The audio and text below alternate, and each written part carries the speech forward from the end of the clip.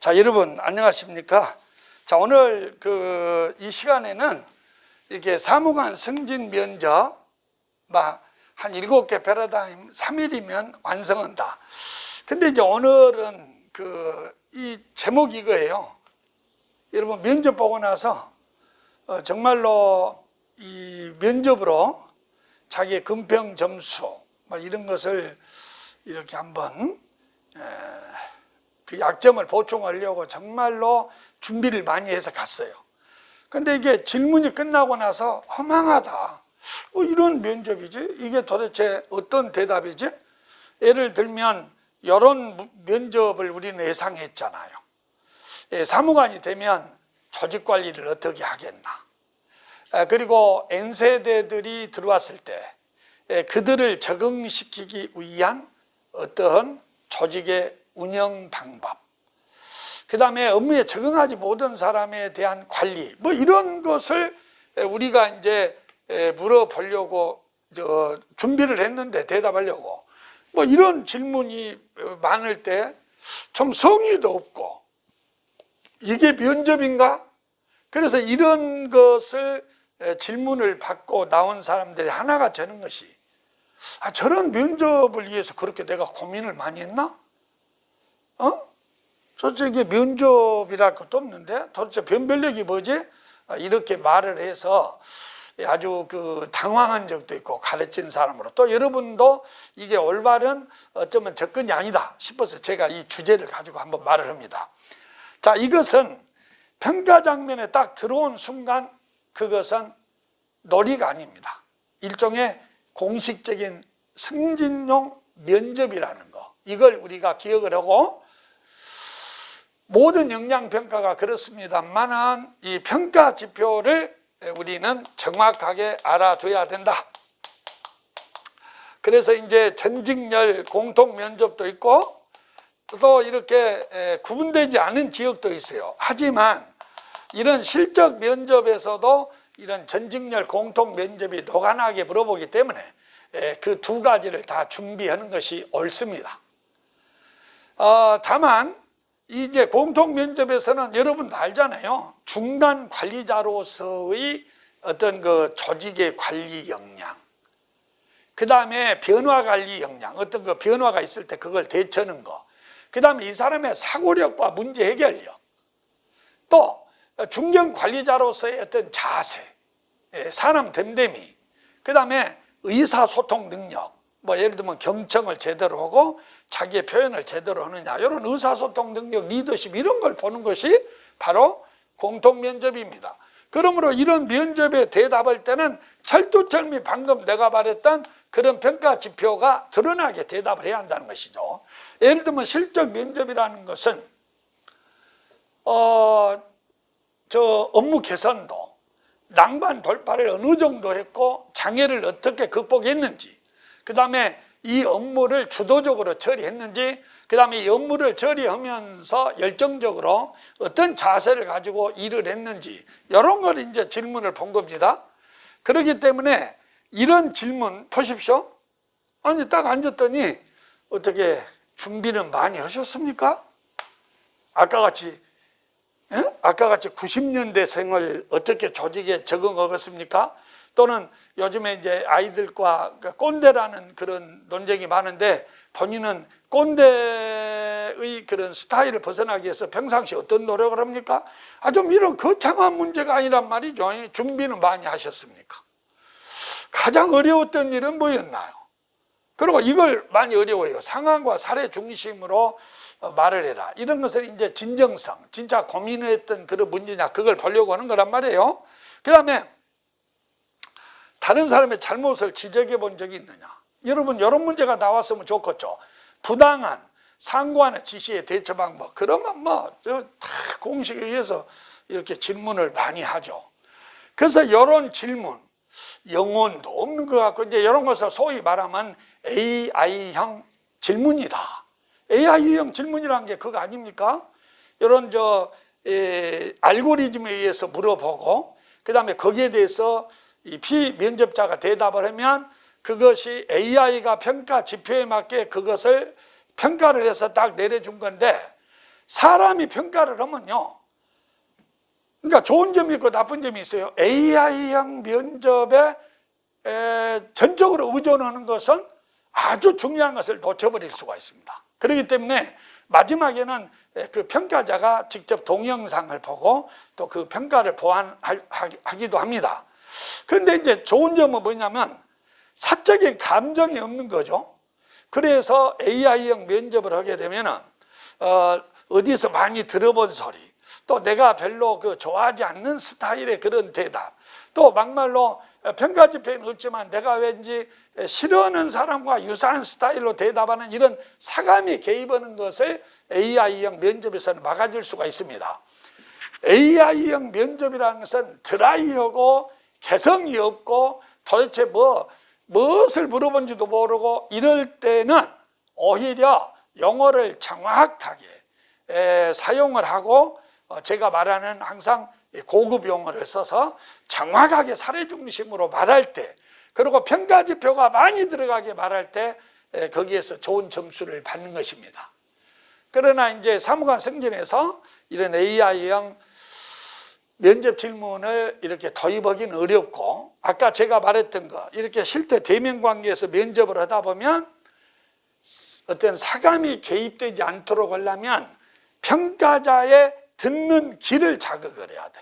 진정성 있게, 재미있게, 그리고 딱 묻는 표적 질문을 정확하게, 그리고 가장을 떨지 말고 자신이 지금까지 가치관을 터득했던 그것을 흔들리지 않고 초지일관으로 정확하게 대답을 해서 공무원으로서의 인격과 의지, 자질, 난관 돌파 능력, 조직의 개선을 위해서 노력한 점, 그 다음에 또 여러 가지 효율성, 이런 것이 고객지향적인 서비스, 의사소통 능력이 잘 드러나게 대답을 하면 사감이 개입되지 않고 여러분이 노력한 만큼의 점수를 받게 될 것입니다. 자, 그러면 준비는 많이 하셨습니까? 답은 두 가지죠. 별로 많이 못했습니다. 예, 많이 했습니다. 두 가지입니다. 그런데 이 말이 듣는 귀를 자극하고 공감을 자아내려면 논리가 있어야 되는 것이죠. 그 논리가 바로 이 논리가 제가 항상 말했던 모델 중에 자신의 장단점 모델이다. 우리는 말을 했습니다. 이 장점이라고 하는 것은 장점이든 단점이든 딱 두 가지야. 하나는 직무상의 장단점이고 하나는 성격상의 장단점, 이렇게 나뉩니다. 그러면 준비를 많이 하셨습니까? 그러면 이 모델을 통해서 적용을 해보면, 예, 그렇습니다. 저는 이렇게 평상시 어떤 일을 준비를 할 때 좀 성격이 느리지만은, 이건 단점이죠. 판단력이 느리지만은 한번 결정한 일은 이렇게 완벽하게 일을 해야 한다는 그런 사고방식을 가지고 일을 하기 때문에 저는 이 면접 준비도 정말 이렇게 학창시절에 공부한 적이 없을 정도로 준비를 많이 했습니다. 이렇게 대답을 해야만이 그 사람의 공직자로서의 자세나 가치관이나 태도, 또 의지, 성실성, 이런 것이 드러나게 되는 것입니다. 단점으로 적용을 하면 그렇습니다. 예, 저는 예를 들면 보고서 같으면은 이 보고서에 항상 시간이 부족해서, 또 제가 이런 자료 파악 능력이 부족하기 때문에 아마 다른 사람 10시간 할 때 20시간 한 것 같습니다. 이게 알고 보면 공자의 말이거든요. 단점으로 적용하면 그렇게 말을 할 때 그 사람의 성실성, 승진을 꼭 하고야 말겠다고 하는 그런 절박한 심정, 이런 것을 이 말을 통해서 충분히 말을 할 수가 있습니다. 이렇게 준비는 많이 하셨습니까? 이런 거. 또 물어봐요. 오늘 아침 이렇게 영양평가 받으러 올 때 어떤 생각이 들었나요? 그것도 꼭 합격을 해야 되겠다.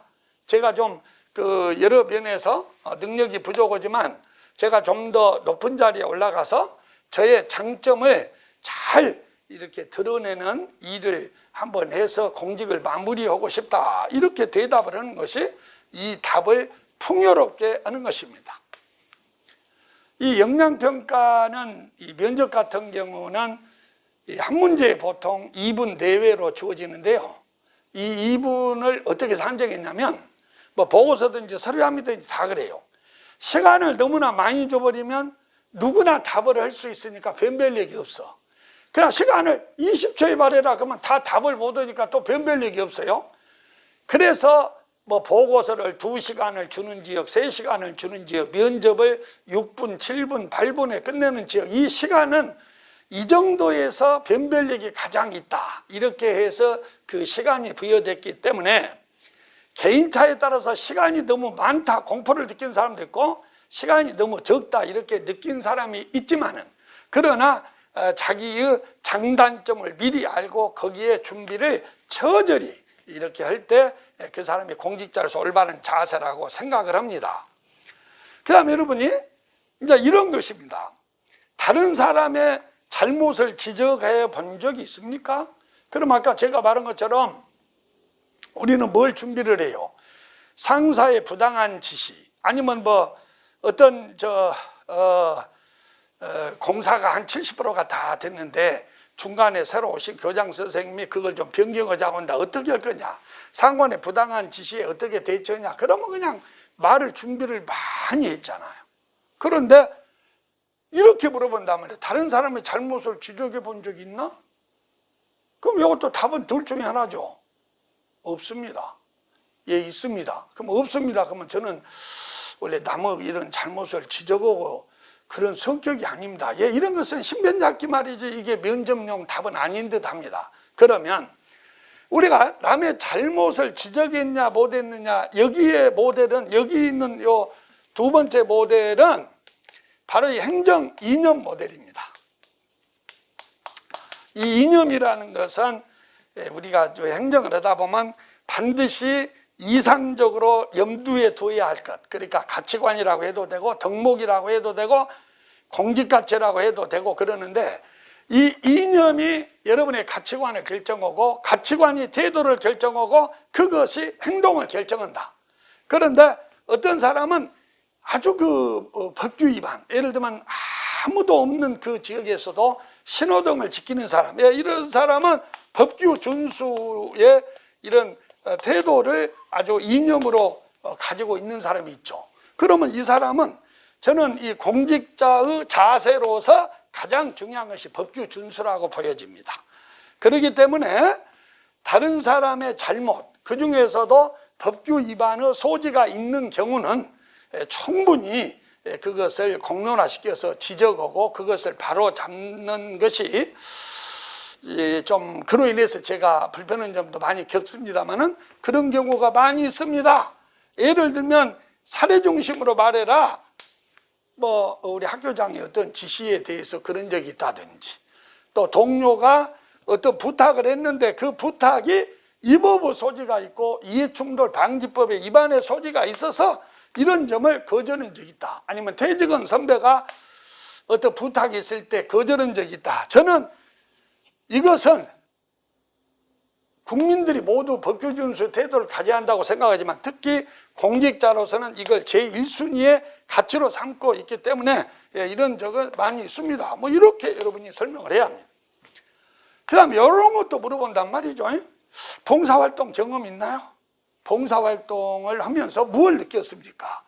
이 업무를 추진하는 시에 어떤 자세로 임했습니까? 예를 들면 이 업무를 추진할 때 어떤 자세로 임했습니까? 그럴 때 예를 들면 여러분의 업무 실적에는 어떤 업무가 있냐면, 정말 안타깝지만 학교 부지를 무단으로 점유를 해서 그 무단 점용료를 징수하려고 보니까 돈이 그냥 몇 천만 원, 2천만 원, 3천만 원이 되는 경우가 있어요. 그런데 그 무단 점용료를 징수하려다 보니까 거기에 이제 할머니하고 딸 하나가 거기에서 구멍가게를 해서 먹고 사는데, 그런 것을 원위치로 돌려놓는다. 그걸 업무 실적에 쓸 때 이 업무를 추진할 때 고민이 없었나요? 어떤 자세로 했나요? 물론 그 개별적인 상황을 들어보면 그 무단 점용료를 징수하는 것이 너무 마음 아프고 인간적으로 못할 짓으로 생각이 되기도 했습니다만은, 그러나 저는 공직자가 어떤 업무를 추진할 때는 입어본 것을 보고 그대로 이렇게 국가 예산을 이렇게 누수되는 것을 볼 수가 없었기 때문에 개인적인 감정을 접고, 그리고 나서 그 무단 점용료를 1,700만 원을 징수했습니다. 이렇게 대답을 해야만이 아까 평가 지표인 공직자의 자세라든지, 이 사람이 어떤 덕목을 가지고 일을 추진하고 있는 거라든지, 이런 것이 잘 드러내서 좋은 점수를 받을 것 같습니다. 이 봉사활동도 마찬가지입니다. 봉사라는 것은 전문 지식을 가진 사람이, 또는 다른 사람이 갖지 못하는 어떤 신체적인 건강이나 돈을 많이 가진 사람이 그렇지 못한 약자에게 이렇게 뭔가 혜택을 주는 그런 행위가 아니겠습니까?